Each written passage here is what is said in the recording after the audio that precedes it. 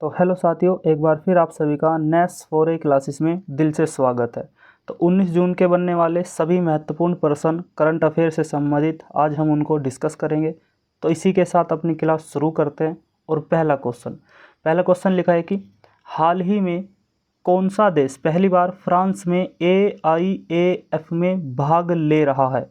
तो AIAF का मतलब क्या होता है, पहले हम इसको जान लेते हैं कि AIAF का मतलब यानी कि NNC इंटरनेशनल एनिमेशन फेस्टिवल, यानी कि जो एनिमेशन होते हैं इंटरनेशनल एनिमेशन के लिए एक फेस्टिवल रखा गया और उसमें पहली बार कोई देश पार्टिसिपेट कर रहा है और वो देश है अपना देश भारत।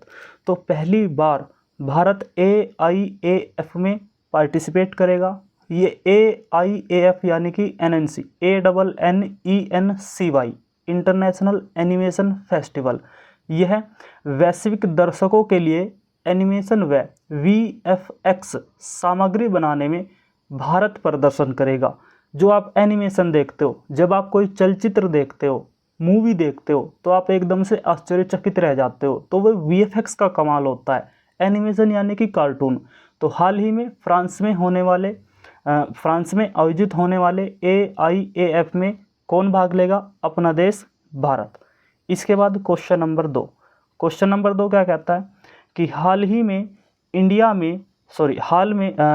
में इंडिया सर्कुलर इकोनॉमी फोरम का दूसरा संस्करण कहाँ आयोजित किया गया? दूसरा संस्करण इंडिया सर्कुलर इकोनॉमी फोरम का दूसरा संस्करण हाल ही में नई दिल्ली में, अपने भारत की राजधानी नई दिल्ली में आयोजित किया जा रहा है। सर्कुलर इकोनॉमी यानी कि चक्रीय अर्थव्यवस्था। आपसे पूछा जाएगा कि चक्रीय अर्थव्यवस्था की स्थापना, तो 1970 चक्रीय अर्थव्यवस्था की स्थापना 1970 में मानी जाती है। और किसके द्वारा चक्रीय अर्थव्यवस्था की शुरुआत की गई? वाटलर स्टाहेल के द्वारा सर्कुलर इकोनॉमी की शुरुआत की गई। सर्कुलर इकोनॉमी का मतलब होता है कि जो हमने प्रोडक्ट बनाए हैं वो वापस से रिसाइकल व रीयूज करें ताकि वेस्टेज को कम किया जा सके। इसके बाद क्वेश्चन नंबर 3 क्या कहता है कि हाल ही में हुंडई ने एक्स्टर के ब्रांड एम्बेसडर के रूप में किसे साइन किया?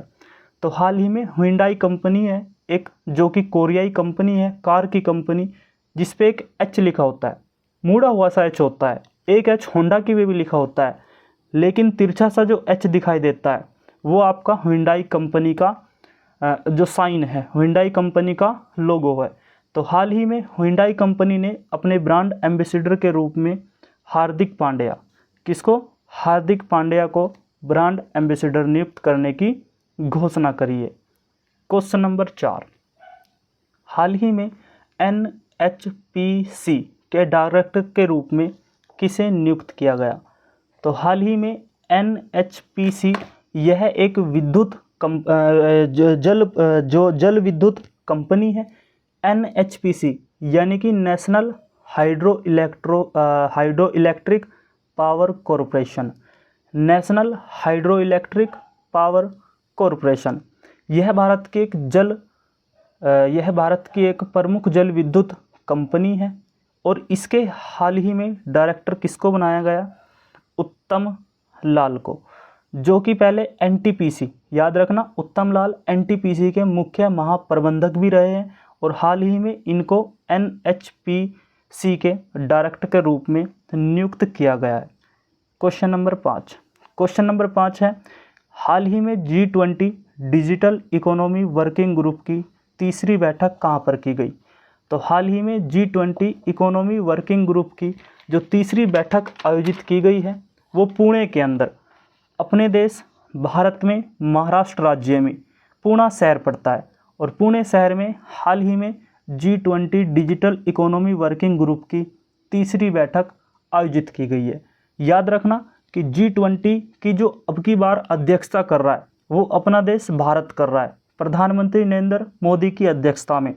G20 में 20 देश यानी कि 19 देश और एक यूरोपीय संघ आता है, यानी कि 20 देशों से मिलकर के G20 एक पूरा ग्रुप बनता है।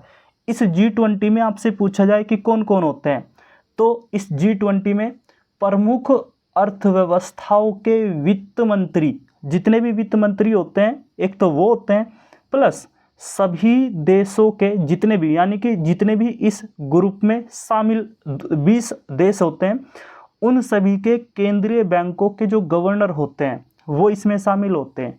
ठीक बात। G20 की स्थापना अगर पूछा जाए तो G20 की स्थापना 1999 यानी कि 1999 में G20 की स्थापना की गई। और G20 का 17वां, इसे भी याद रखेंगे कि 17वां शिखर सम्मेलन की मेजबानी अभी अपने देश भारत कर रहा है। इसके बाद क्वेश्चन नंबर 6, क्वेश्चन नंबर 6 क्या कहता है कि हाल ही में किस राज्य का निवाड़ी जिला देश का दूसरा हर घर जिला बना है? किस देश का निवाड़ी जिला, किस राज्य का जो निवाड़ी डिस्ट्रिक्ट है वो दूसरा, भारत का दूसरा हर घर जल डिस्ट्रिक्ट बना है? तो हर घर जल मध्य प्रदेश, निवाड़ी जो जिला है, निवाड़ी जिला पड़ता है मध्य प्रदेश में, और मध्य प्रदेश देश का दूसरा हर घर जल डिस्ट्रिक्ट बना है। और मध्य प्रदेश का पहला जो जिला था जिसका नाम बुरहानपुर था, बुरहानपुर भारत का पहला ऐसा जिला था जो हर घर जल जिला बना था। क्वेश्चन नंबर 7, क्वेश्चन नंबर 7 क्या कहता है? हाल ही में किस राज्य में बिहू कुहू उत्सव मनाया गया? बिहू कुहू उत्सव हाल ही में अरुणाचल प्रदेश में मनाया गया। यह अरुणाचल प्रदेश का एक वार्षिक उत्सव है, अरुणाचल प्रदेश का वार्षिक उत्सव है और तंगसा जनजाति के द्वारा मनाया जाता है, तंगसा जनजाति के द्वारा। यह मानव और प्रकृति के बीच संबंध को दर्शाता है। वहाँ की तंगसा जनजाति इस फेस्टिवल को हर वर्ष मनाती है। बिहू कुहू उत्सव अरुणाचल प्रदेश। नेक्स्ट क्वेश्चन, हाल ही में, नेक्स्ट क्वेश्चन, हाल ही में कहाँ के मुख्यमंत्री ने वन टाइम सेटलमेंट स्कीम का अनावरण किया? तो हाल ही में वन टाइम सेटलमेंट स्कीम का अनावरण दिल्ली के मुख्यमंत्री केजरीवाल, अरविंद केजरीवाल ने हाल ही में वन टाइम सेटलमेंट स्कीम का अनावरण किया। ये क्या होता है वन टाइम सेटलमेंट स्कीम? यानी कि वहाँ की जो जल आपूर्ति है, जल बिल है, यानी कि जो पानी का जो बिल आता है दिल्ली के अंदर उपभोक्ताओं के लिए, लंबित पानी के बिलों के लिए एक स्कीम चलाई गई है। जो लंबे समय से पानी का बिल नहीं जमा कर रहे तो उनके लिए एक बार पेमेंट किया जाएगा। वो पेमेंट सरकार डिसाइड करेगी कि वो क्या पेमेंट होगा, उसी के आधार पर सिर्फ एक बार वो पेमेंट जमा कर दिया जाएगा और उसका पूरा का पूरा बिल सेटल कर दिया जाएगा।